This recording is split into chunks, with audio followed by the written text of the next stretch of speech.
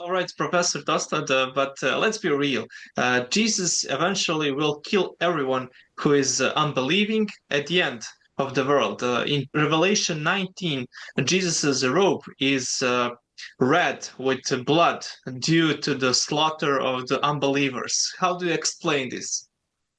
I explained that by saying that some of the assumptions that you put into your question, I do not agree with those assumptions. I do not agree that the blood that his robe is dipped in blood is not is not a given that is the blood of his enemies. So it could be his own blood. And I think the better exegesis using allusions to the relevant allusions to the Old Testament, such as the coat dipped in blood, similar to the robe of Joseph in the Old Testament, who was a victim of violence, and the coat that was dipped in blood certified him as a victim of violence. So he is not a perpetrator of that. Robe dipped in blood is by that criterion is not a symbol of violence. And the same thing, there is an allusion, I think quite inescapable, to Isaiah 63. But if you read Isaiah 63, about God fighting the battle against evil all by himself, all alone.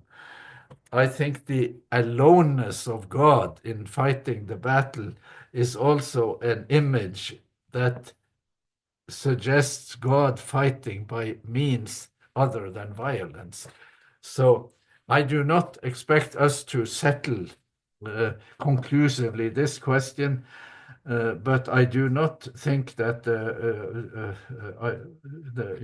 we need to go into more detail maybe than we can do here.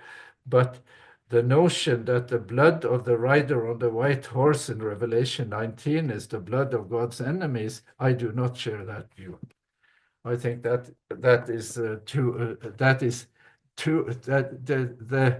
the rush to make Jesus into who is defined as a victim of violence, the rush to make him also a perpetrator of violence is what I will say a rush, and it actually makes the earlier image, Jesus as a victim of violence, it actually negates it. It ruins it. So then it restores then to Revelation that notion that this is a message where God is the violent one. I do not think God kills people in the book of Revelation. I do think that they die. People die. I do not believe in, I'm not a universalist. I do believe that there are two outcomes at the end of this book, but not because God kills or burns those who are lost, that they have to be burned and they have to be burned alive and issues like that. I do not share that view. But I do believe that there are two outcomes in the book that I cannot find support in Revelation for any other view than that. That's big overturn by answer. So amazing. And can you expand that last what you said about your view? What will God do with unrighteous people? Because text clearly says that Jesus will put those in lake of fire. That seems like God will actively do something. So can you expand that? Well, many of those actions in Revelation are actions that are depicted in the passive voice. So it doesn't, when you use the passive voice, it anonymizes the acting subject. When I say, I just want to explain that to your audience. When I say the stone was thrown, the stone was thrown. That's a sentence in the passive voice. And you know that there was a stone and you know that someone threw it, but you do not know who threw it because the passive voice doesn't give you the acting subject. now I will give it in the active voice. The boy threw the stone, a boy threw the stone. So then we know who did it. But Revelation loves the passive voice. So it tells us all kinds of events using the passive voice. And yes, some people think, well, that's just another way of saying it was God who did it. But we have this notion of a divine passive.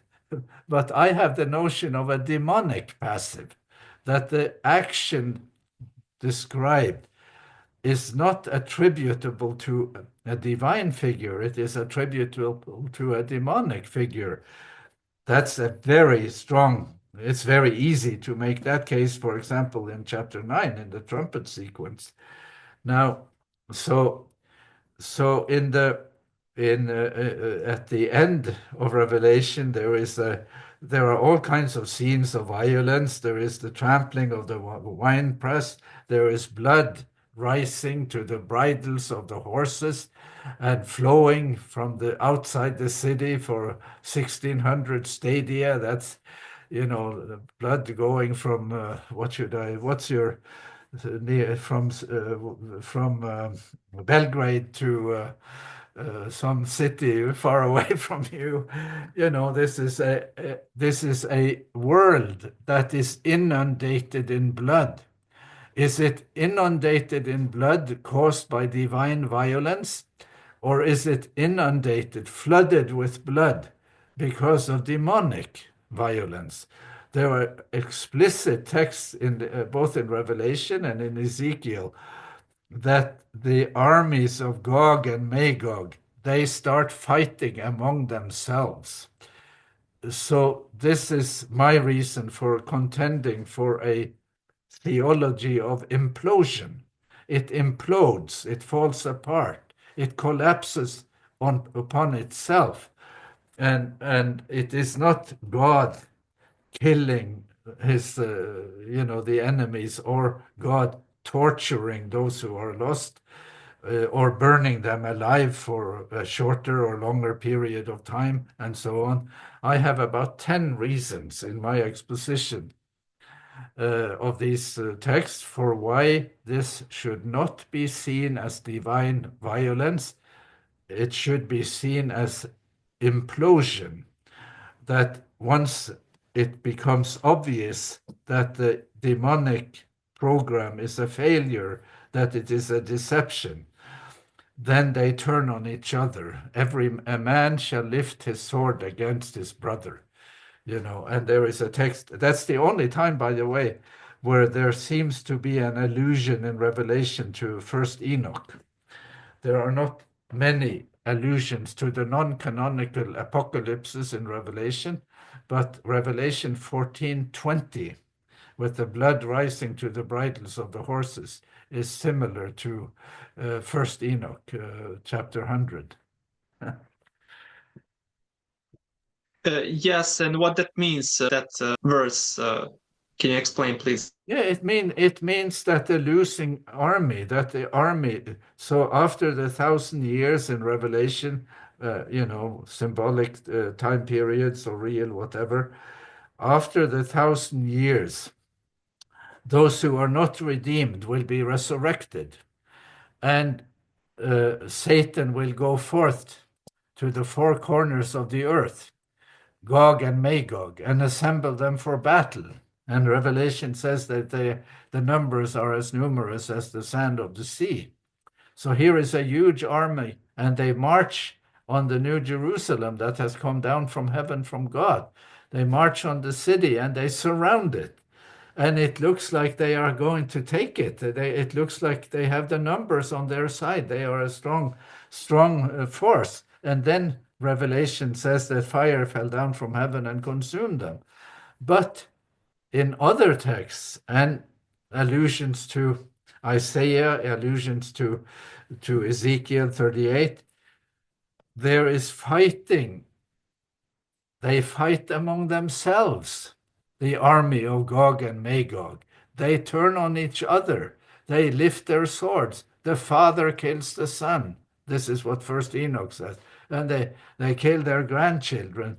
there is a kind of dissolution that shows also that human relationships, human ties have ceased to be, have completely disappeared.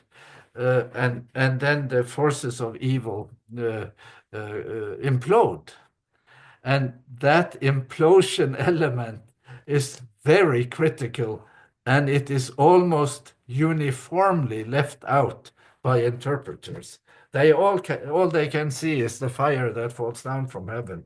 So I asked one of the people who probably disagree with me. I said, okay, so the fire falls down from heaven in the end. How do you know that those who are on the earth, that they are still alive?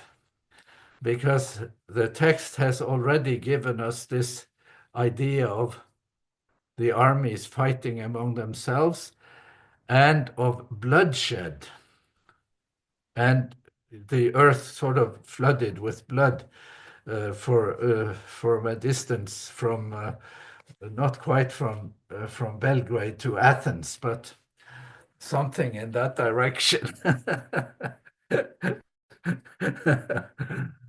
One must think about the details here. One cannot be so superficial and so quick to that conclusion that the God of the Bible and the God of the book of Revelation ultimately inflicts severe violence on the world. That is, in my view, a hasty and ill-advised and unnecessary view. And I wonder why that is so popular, because the text can lead us in a completely different direction. Yes, it seems like it's easy to miss it. But let's say, even if text says God killed someone or God will kill someone, we have in Old Testament, like in Samuel, I think that God kills Saul, but Saul didn't. Yes, Saul used a sword and kill himself. That seems like God takes some responsibility for actions, not active engagement to kill Saul. Do you agree with that? Well, I think that is a good example. What we're talking about here, that what is actually happening when you describe it literally, then then there is someone who